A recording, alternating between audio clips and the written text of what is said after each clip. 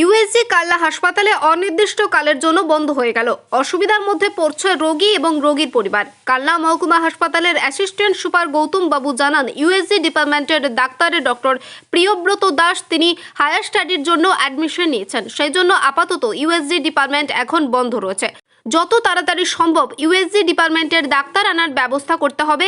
গর্ভবতী মায়েদের জন্য কাল্লা হাসপাতালের বিশেষ ব্যবস্থা করেছে। যারা দুস্থ অসহায় রোগী রয়েছে তাদের জন্য ইউএসজির ব্যবস্থা রেখেছে কাল্লা মহকুমা হাসপাতাল। আমাদের ইউএসজি ডিপার্টমেন্টটা বন্ধ ইন দ্য সেন্স, আমাদের একজনই ডক্টর ছিলেন, ডক্টর প্রিয়ব্রত দাস।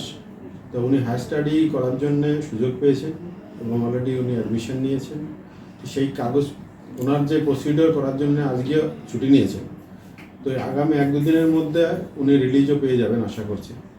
তো এই কারণে আমরা সাময়িকভাবে ইউএসজিটা বন্ধ রেখেছি এখানে। এবং আমাদের যে সমস্ত মায়েরা অ্যাডমিট রয়েছেন ওই মায়েদের জন্য আমাদের অলরেডি গভর্নমেন্টের 5টা ল্যাবের সঙ্গে টাই আপ করা আছে। ওই মায়েদের যে আমরা ফ্রি ইউএসজি করাই, আউটসাইডে যে ল্যাবগুলো তাদের সঙ্গে আমরা অলরেডি যোগাযোগ করেছি। ওনাদের যে ডক্টর যেদিন টাইম দেবেন আমাদের মায়েদের ইউএসজি আমরা ওখান থেকে করাবো এবং আমাদের ট্রান্সপোর্টেশন আমরা এখান থেকে দিয়েই মায়েদের পাঠাই ইউএসজি করতে, মানে ফ্রি অফ কস্টে। এবং যে সমস্ত পেশেন্ট আমাদের মেডিসিন ওয়ার্ডে ভর্তি বা সার্জারি ওয়ার্ডে ওনারা যদি অনেক গরিব হন, তা আমাদের গভর্নমেন্ট বা ওয়েস্ট বেঙ্গল ইলনেস ফান্ড একটা চালু করেছে, যেখানে ওনাদের যে নিজস্ব খরচা করার পরেও সেই বিল এবং তাদের ইনকাম সার্টিফিকেট তাদের লোকাল অথরিটি থেকে আমাদের দিলে আমরা সেই যে টাকাটা খরচা হয় ট্রিটমেন্ট খরচ ওটাও রিইম্বার্স করার ব্যবস্থা করছি। কবে চালু হবে তাও? আমাদের ইউএসজি চালু ইন দ্য সেন্স আমাদের ফাইল অর্ডার মুভমেন্ট হয়েছে।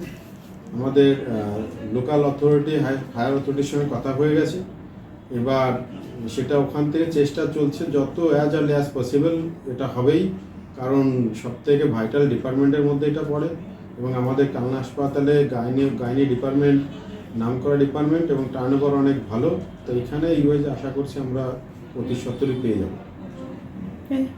কাল্লা থেকে রীতা ভট্টাচার্যের রিপোর্ট, সুন্দর বাংলা নিউজ।